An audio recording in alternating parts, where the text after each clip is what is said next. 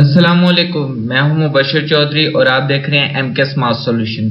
MK smart solution is a domain of chemistry. Here our training program will clear your concepts from beginners to expert level. It means MK smart solution का मकसद है कि हमने तमाम students के लिए matric to master level तक तमाम केमिस्ट्री कोर्सेज को डिजिटलाइज करना है और हर लेवल के स्टूडेंट के लिए बहुत ही ज्यादा आसान और मददगार प्लेटफॉर्म क्रिएट करना है। चलिए अब देखते हैं आज का topic, chemistry class 10th MK smart solution. इसमें सबसे पहले हमने बात की यूनिट नंबर 9 केमिकल इक्विलिब्रियम के बारे में। फिर हमने देखा कि इंट्रोडक्शन ऑफ केमिकल रिएक्शन क्या होता है, its importance for the survival of life and enhancing the standard of Mankind. मतलब कि केमिकल रिएक्शन कैसे इंसानी जिंदगी की बका में बहुत अहम किरदार अदा करता है, हमने उसे अच्छे से एनालाइज किया। फिर हमने बात की reversible reaction and dynamic equilibrium. Irreversible reversible reactions क्या होते हैं, फॉरवर्ड रिवर्स रिएक्शन क्या होते हैं, देयर रिप्रेजेंटेशन एंड इन्वॉल्वमेंट। फिर हमने देखा importance of chemical reaction with some examples that relate to chemical equilibrium. फिर हमने बात की law of mass action. Law of mass action, it represents the rate of both forward and reverse reaction along its importance that tells the different extent of reactions. फिर हमने देखा equilibrium constant and its units. फिर हमने analyse किया importance of equilibrium constant as it predicts the direction of reaction as well as the prediction of the extent of reaction. फिर हमने बात की unit number 10 acid, base and salt. इसमें हमने देखा introduction of acid and base components के बारे में, as all organic and inorganic compounds are classified according to concept of acid and base components. फिर हमने बात की work of Jaber bin Hayyan. उसके बाद हमने देखा naming of binary compounds. फिर हमने देखा some most common examples that involve in daily life. Then we deal with the concept of acid and base. मतलब हमने majorly define किया कुछ basic definitions को as Arrhenius concept of acid and base, about their limitations. फिर हमने बात की Bronsted and lorry concept, मतलब ब्रोंस्टेड और लोरी ने क्या कंसेप्ट पेश किए थे about the acid and base. फिर हमने उसी में देखा कि कंजुगेट कंपाउंड्स क्या होती हैं, कंजुगेट एसिड क्या होता है, कंजुगेट बेस क्या होता है और the most important thing amphoteric compounds किसे कहते हैं। फिर हमने बात की Lewis concept of acid and base as the modern concept of acid and base. फिर हमने बात की general properties as the physical properties as well as chemical properties of acid and base. Then हमने एनालाइज किया uses of acid and base. फिर हमने बात की पीएच स्केल क्या होता है, व्हाट इज पीएच स्केल। फिर हमने देखा यूजेस ऑफ पीएच स्केल और इंडिकेटर्स। फिर हमने one by one different indicators को एनालाइज किया। फिर हमने बात की साल्ट्स क्या होते हैं, the process of salts formation, characteristics of salts, preparation of salts and preparation of reaction क्या होता है, type of salts, uses of salts and the most important thing neutralisation reaction किसे कहते हैं। देन हमने बात की यूनिट नंबर 11 ऑर्गेनिक केमिस्ट्री। इसमें हमने इंट्रोडक्शन ऑफ ऑर्गेनिक केमिस्ट्री, जिसमें हमने ऑर्गेनिक केमिस्ट्री को डिफाइन किया, फिर उसकी कुछ हिस्ट्री को डिस्कस किया। Here we discuss about the first organic compound from the inorganic compound. फिर हमने देखा types of organic compounds, मतलब जितने भी organic compounds exist करते हैं उन सबको हमने यहाँ पे analyze कर लिया। फिर हमने बात की organic compounds होते क्या हैं, अच्छे से define किया organic compounds को, जैसे कि हमने define किया organic chemistry क्या थी। फिर हमने वो compounds analyze किए जो organic chemistry में define किए गए थे, उन्हें organic compounds कहा जाता है। फिर हमने उन फार्मूलाज को स्टडी किया जो ऑर्गेनिक कंपाउंड्स को रिप्रेजेंट करने के लिए इस्तेमाल किए जाते हैं विद एग्जांपल्स। फिर हमने बात की classification of organic compounds, then we deal with the diversity and magnitude of organic compounds, then we deal with the general properties of organic compounds. फिर हमने बात की नेक्स्ट टॉपिक की sources of organic compound, the most major important component of this chapter, sources of organic compound. There are major sources of organic compounds are the plants and animals. They provide us both inorganic and organic components as coal, petroleum, natural gas, as some organic compounds are also synthesized in laboratory. फिर हमने बात की uses of organic compound. Organic compounds are used as the food, as clothing purpose, as house material, as a fuel, as a medicine, as a raw material for the different component of compounds. फिर हमने बात की alkanes and alkyl radicals. अच्छे से define किया alkanes क्या होते हैं, alkyl radicals क्या होते हैं, homologous series किसे कहते हैं, how to generate, how to analyze the alkyl radical. फिर हमने बात की functional groups क्या होते हैं.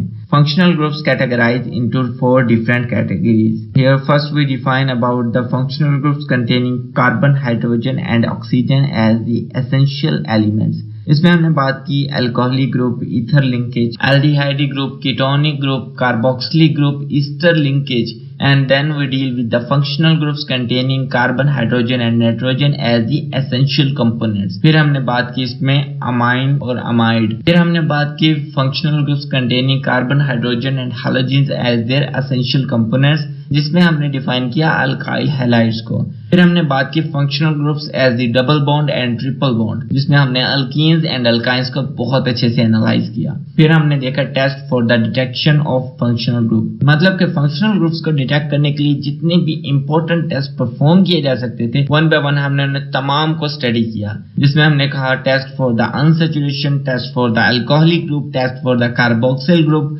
Test for the aldehydic group, test for the ketonic group, test for the primary amino group, then test for the ester. फिर हमने बात की unit number 12 hydrocarbons, the most important component of the organic compounds. इसमें हमने introduction में analyse किया organic chemistry को, फिर ऑर्गेनिक कंपाउंड्स को अच्छे से डिफाइन किया, फिर हाइड्रोकार्बन्स की क्लासिफिकेशन की तरफ मूव किया. देन हमने मूव किया अल्कीन और अल्काइंस एंड एरोमेटिक्स कंपाउंड को एनालाइज करते हुए हमने properties and sources and uses of organic compounds, I mean hydrocarbons को बहुत अच्छे से एनालाइज किया. फिर हमने बात की हाइड्रोकार्बन्स क्या होती है, open chain hydrocarbon, close chain hydrocarbon. फिर हमने उन्हें डिफाइन किया, मतलब कि define hydrocarbon, type of hydrocarbon, जिसमें हमने अल्कीन्स अल्काइंस को एनालाइज किया, जिसमें सबसे पहले हमने बात की characteristics of alkanes, general formula of alkanes, examples and physical properties as well as chemical reactions of alkanes as the preparations of alkanes, जिसमें हमने बात की केमिकल रिएक्शन ऑफ अल्केन, जिसमें मोस्ट इंपॉर्टेंटली हमने डिस्कस किया हैलोजिनेशन क्या होती है, कंबस्शन रिएक्शंस किसे कहते हैं. फिर हमने बात की uses of methane and ethane as the uses of alkanes. फिर हमने एनालाइज किया अल्कीन्स क्या होती हैं, मतलब define alkenes, their general formula with some examples. After that हमने डिस्कस किया अकरेंस ऑफ अल्कीन्स. फिर हमने बात की फिजिकल प्रॉपर्टीज ऑफ अल्कीन्स. फिर हमने एनालाइज किया preparations of alkyne. After that हमने एनालाइज किया केमिकल रिएक्शंस ऑफ अल्कीन्स. फिर हमने देखा यूजेस ऑफ अल्कीन्स, जिसमें मेजरली हमने डिस्कस किया इथीन को. फिर हमने बात की अल्काइंस की. अल्काइंस क्या होते हैं, हमने यहाँ पे अल्काइंस को डिफाइन किया, फिर उनका जनरल फार्मूला को एनालाइज किया कुछ एग्जांपल्स के साथ. फिर हमने बात की अकरेंस ऑफ अल्काइंस, जिसमें हमने फिजिकल प्रॉपर्टीज की बात की अल्काइंस की. फिर हमने प्रिपरेशन ऑफ अल्काइंस को डिस्कस किया. फिर हमने बात की केमिकल रिएक्शंस ऑफ अल्काइंस. उसके बाद हमने बात की यूजेस ऑफ अल्काइंस, जिसमें हमने मेजरली डिस्कस किया एसिटाइलिन को.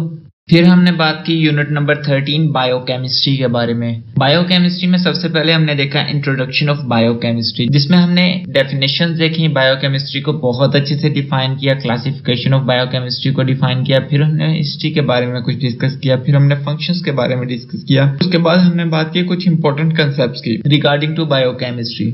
फिर हमने बात की कार्बोहाइड्रेट्स क्या होते हैं. कार्बोहाइड्रेट्स को बहुत अच्छे से डिफाइन किया, कार्बोहाइड्रेट्स की क्लासिफिकेशन देखी, मोनोसैकराइड्स क्या होते हैं, ओलिगोसैकराइड्स क्या होते हैं, पॉलीसैकराइड्स क्या होते हैं, इनके सोर्सेज यूजेस सब कार्बोहाइड्रेट्स के बारे में बहुत अच्छे से एनालाइज किया.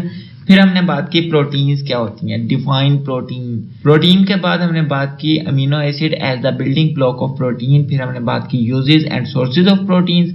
फिर हमने देखा लिपिड्स को बहुत अच्छे से डिफाइन करने के बाद, इलेबोरेट करने के बाद हमने बात की कि फैटी एसिड एक्ट कर रहे होते हैं as an building block of the lipid with glycerol molecules. फिर हमने बात की uses and sources of lipids. उसके बाद हमने बहुत ही ज्यादा डिटेल से डिस्कस किए न्यूक्लिक एसिड्स क्या होते हैं. न्यूक्लिक एसिड्स के साथ हमने कंसेप्ट को एनालाइज किया, न्यूक्लियोटाइड्स क्या होते हैं, उनकी केमिकल कंपोजिशन क्या होती है. फिर हमने टाइप्स ऑफ न्यूक्लिक एसिड में डीएनए और आरएनए को देखा. फिर हमने आरएनए और डीएनए में डिफरेंशिएट किया और उसके बाद हमने one by one complete processing को देखा कि कैसे डीएनए और आरएनए वर्किंग परफॉर्म कर रहे होते हैं और कैसे genetic information generation to generation move कर रही होती है. फिर हमने बात की विटामिन के बारे में, बहुत अच्छे से विटामिन को डिफाइन किया, टाइप्स ऑफ विटामिन देखी. फिर हमने यूजेस की बात की, फिर हमने इंपॉर्टेंस की बात की, और फिर हमने देखा कि वो कौन कौन सी बीमारियां लाक हो सकती हैं with the deficiency of vitamins. फिर हमने बात की unit number 14 the atmosphere. The atmosphere में हमने सबसे बेसिकली डिस्कस किया introduction. Here we deals about the planet Earth and the survival of life। मतलब जिंदगी की कैसे बका है इस जमीन के निज़ाम पे, मतलब प्लेनेट अर्थ पे कैसे जिंदगी मार्ज़ वजूद में आई या अभी तक कैसे एग्जिस्ट कर पा रही है। हमने बेसिकली उन तमाम चीज़ों को डिस्कस किया। फिर हमने बात की कंपोजिशन ऑफ एटमॉस्फेयर, मतलब कि हमारे माहौल में हमारे इर्द गिर्द जो एटमॉस्फेयर की एक लेयर है, एक इन्वेलप है डिफरेंट गैसेस का, उनमें कंपोनेंट्स में किस किस गैस की कितनी कंपोजिशन पाई जा रही है बाय वॉल्यूम, हमने कंप्लीट डिस्कशन की।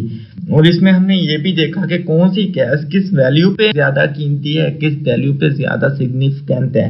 फिर हमने बात की लेयर्स ऑफ एटमॉस्फेयर, मतलब कि हमारा एटमॉस्फेयर कितनी लेयर्स में डिस्ट्रीब्यूट हुआ है, डिवाइड हुआ है विद देयर फंक्शंस। सबसे पहले हमने देखा ट्रोपोस्फियर क्या होती है, फिर हमने बात की स्ट्रेटोस्फियर के बारे में, फिर हमने बात की मेसोस्फियर के बारे में, and the last thing is the thermosphere. मतलब हमने क्या किया, हमने एटमॉस्फेयर को लेयर्स में डिस्ट्रीब्यूट कर दिया regarding to their volume and regarding to their functions. सबसे पहले हमने बात की ट्रोपोस्फियर की, जो जमीन से 12 किलोमीटर की हाइट पे एग्जिस्ट कर रहा है। मतलब कि ये दरमियान में जो 12 किलोमीटर का डिस्टेंस है, ये तमाम जो रीजन है इसे हम ट्रोपोस्फियर कहते हैं। इसमें कौन कौन सी गैसेस पाई जा रही हैं, उनके कौन कौन से फंक्शंस है, वो तमाम हमने ट्रोपोस्फियर में डिस्कस कर लिए। फिर हमने बात की स्ट्रेटोस्फियर के, मतलब कि 12 किलोमीटर से 50 किलोमीटर तक का जो रीजन है एटमॉस्फेयर का, वो स्ट्रेटोस्फियर है, और उसमें कौन कौन सी गैसेस पाई जा रही हैं, किस कंपोजिशन में पाई जा रही हैं और कौन से फंक्शंस परफॉर्म कर रही हैं, हमने बहुत डिटेल से डिस्कस कर लिया। फिर हमने बात की mesosphere, the third level of atmosphere, मतलब 50 से 84 किलोमीटर की जो रेंज है उसे मेसोस्फीयर कहते हैं, थर्ड लेवल ऑफ एटमॉस्फेयर। और उसमें कौन कौन सी कंपोजिशंस पाई जा रही हैं, कौन कौन से कंपोनेंट्स पाए जा रहे हैं, वो हमने बहुत डिटेल से डिस्कस कर लिया। उसके बाद बात आ गई थर्मोस्फेयर की, मतलब कि thermosphere the last layer of atmosphere. Last तो नहीं कह सकते, सो एक और लेयर है जिसे हम एक्सोस्फेयर कहते हैं और जिसकी कोई बाउंड्री ही नहीं है, लेकिन according to the atmosphere of earth, जमीन का जो एटमॉस्फेयर है उसकी जो लास्ट लेयर है वो थर्मोस्फेयर है। और थर्मोस्फेयर में टेम्परेचर कैसे डिसोसिएट कर रहा है, कैसे इन लेयर्स में टेम्परेचर डिसोसिएट कर रहा है, एक और कहानी है जो हम डिस्कस कर चुके हैं यूनिट नंबर 14 द एटमॉस्फेयर में। फिर हमने बात की पोल्यूटेंट्स के बारे में, मतलब हम एटमॉस्फेयर को डिस्कस कर रहे हैं, मतलब कि हम एयर पोल्यूटेंट्स को डिस्कस करेंगे। यहाँ पे हमने टाइप ऑफ पोल्यूटेंट्स देखे, जिसमें हमने प्राइमरी पोल्यूटेंट्स और सेकेंडरी पोल्यूटेंट्स को बहुत डिटेल डिस्कशन की है। फिर हमने देखा सोर्सेज ऑफ पोल्यूटेंट्स, मतलब हम प्राइमरी पोल्यूटेंट्स में कार्बन डाइऑक्साइड की बात कर लेते हैं, ऑक्साइड ऑफ सल्फर की बात कर लेते हैं, ऑक्साइड ऑफ नाइट्रोजन की बात कर लेते हैं। तो हमने वो तमाम सोर्सेज को डिस्कस किया पोल्यूटेंट्स जहाँ से रिलीज हो रहे होते हैं। फिर हमने बात की ग्रीन हाउस इफेक्ट की, क्योंकि हमने कार्बन के ऑक्साइड्स की बात की थी तो हमने कार्बन डाइऑक्साइड की बात की। और कार्बन डाइऑक्साइड के फंक्शंस को हमें पता है कि कार्बन डाइऑक्साइड जमीन की इंफ्रारेड रेडिएशन को ट्रैप कर लेती है और जमीन का टेम्परेचर को maintain, it is very necessary, very essential to warm up the temperature of earth. तो हमने नेक्स्ट बात कर ली ग्रीन हाउस इफेक्ट की। Green house effect very healthy to maintain the atmospheric temperature of earth. फिर हमने बात की ग्लोबल वार्मिंग की, मतलब global warming is a negative factor of the carbon dioxide. Negative point कह सकते हैं या किसी भी ऐसे पहलू में हम बात कर सकते हैं कि जब carbon dioxide beyond the limit चल जाती है, एक लिमिट है जो कार्बन डाइऑक्साइड की, उससे ज्यादा वैल्यू पे कार्बन डाइऑक्साइड रिलीज हो रही होती है, तो वो कार्बन डाइऑक्साइड उससे ज्यादा लिमिट पे अपना फंक्शन भी परफॉर्म कर रही होती है, जिसकी वजह से जमीन का टेम्परेचर इतना हाई हो जाता है कि ग्लेशियर्स पिघल रहे होते हैं और फ्लड्स की कंडीशन तक बात चली जाती है। तो इस पूरे कंसेप्ट को हम कह सकते हैं कि हमने ग्लोबल वार्मिंग को बहुत डिटेल से डिस्कस किया। फिर हमने बात की acid rain and its effect, मतलब कि हमने अब पोल्यूटेंट्स की बात तो कर ली, एयर पोल्यूटेंट्स कौन कौन से होते हैं, जिसमें हमने प्राइमरी पोल्यूटेंट्स में कहा था कि oxide of carbon, oxide of nitrogen, oxide of sulphur. तो हमने इन तमाम ऑक्साइड्स को तो डिस्कस कर लिया था, लेकिन हमें यह भी पता था कि एटमॉस्फेयर में वाटर वेपर्स पाए जा रहे हैं और ये प्राइमरी पोल्यूटेंट जब वाटर वेपर्स के साथ इंटरेक्ट करते हैं तो अपने रेलिवेंट, अपने रिगार्डिंग जो एसिड क्रिएट करते हैं, वो एसिड रेन की फॉर्म में जब जमीन पे आता है तो इस कंसेप्ट को एसिड रेन कहते हैं। और उसके बाद जो इफेक्ट जनरेट होते हैं, जो इफेक्ट प्रोड्यूस होते हैं। फिर हमने बात की ओजोन डिपल्शन के बारे में, मतलब ओजोन क्या है, ओजोन डिपल्शन का प्रोसेस कैसे होता है, ओजोन होल्स क्या होते हैं। और फिर हमने बात की ओजोन होल डिपल्शन के इफेक्ट्स क्या होते हैं, मतलब कि ये कैसे नुकसान पहुंचा रही है, कैसे जमीन का एटमॉस्फेयर डिस्ट्रॉय कर रही है। तो हमने वन टू ऑल तमाम जो कंसेप्ट है अबाउट एटमॉस्फेयर इस पूरे चैप्टर यूनिट नंबर 14 में डिस्कस कर लिया है। और अब बात करेंगे हम यूनिट नंबर 15 वाटर। अब यूनिट नंबर 15 वाटर में हमने कोर्स आउटलाइन में डिस्कस करना है सबसे पहले introduction. Here we describe the importance of water, how it is very significant for the survival of life and how the human activities affected. हमने water के introduction में देखना है कि वाटर कितना अहम है इंसानी जिंदगी के लिए या जिंदगी के बका के लिए, कितना ज्यादा अहम किरदार अदा कर रहा है। और उसके अलावा हम बात करेंगे कि ह्यूमन एक्टिविटीज पे कैसे इफेक्ट हो रहा है वाटर, या ह्यूमन एक्टिविटीज वाटर पे कैसे इफेक्ट हो रही हैं, वाटर की क्वालिटी पे कैसे इफेक्ट कर रही हैं। ये सारी चीजें हम यहाँ पे डिस्कस करेंगे। फिर हम बात करेंगे occurrence of water. Occurrence of water में हम परसेंटेज वैल्यू तक जाके डिस्कस करेंगे regarding to the type of water, मतलब कि हर क्वालिटी के वाटर में क्या परसेंटेज पाई जा रही है, किस इलाके के पानी में क्या कंपोजिशन होती है या किस फॉर्म में पाया जा रहा है। जैसे हम ग्लेशियर्स की बात कर लेंगे, जैसे हम रेन वाटर की बात कर लेंगे, जिसमें हम समंदरों की बात कर लेंगे, ओशंस की बात कर लेंगे और बहुत कुछ हम डिस्कस करेंगे in the occurrence of water. फिर हम बात करेंगे प्रॉपर्टीज ऑफ वाटर, मतलब कि सेकंड हमारे पास जो टॉपिक है वो है प्रॉपर्टी ऑफ वाटर। अब यहाँ पे हम सबसे पहले देखेंगे कंपोजिशन ऑफ वाटर, उसके बाद हम उसकी फिजिकल स्टेट्स की बात कर लेंगे और उसके अलावा हम उसके डिफरेंट फंक्शंस की बात कर लेंगे और बहुत सारी खुसूसियात को डिस्कस करेंगे। फिर हम बात करेंगे water as a universal solvent. तो water as a universal solvent, तो बहुत ही जो मेजर प्रॉपर्टीज हैं वाटर की जो डिक्लेयर कर रही हैं वाटर को एज अ यूनिवर्सल सॉल्वेंट, वो है पोलैरिटी ऑफ वाटर और exceptional ability of water for hydrogen bonding. मतलब जो वाटर के अंदर क्वालिटी है हाइड्रोजन बॉन्डिंग की वो, और polar nature of water molecules, ये दो जो प्रॉपर्टीज हैं वाटर की, ये वाटर को एक ऐसा सेटअप मैनेज कर रही हैं या एक ऐसा कह सकते हैं हम कि पानी को डिक्लेयर करती हैं एज एन यूनिवर्सल सॉल्वेंट।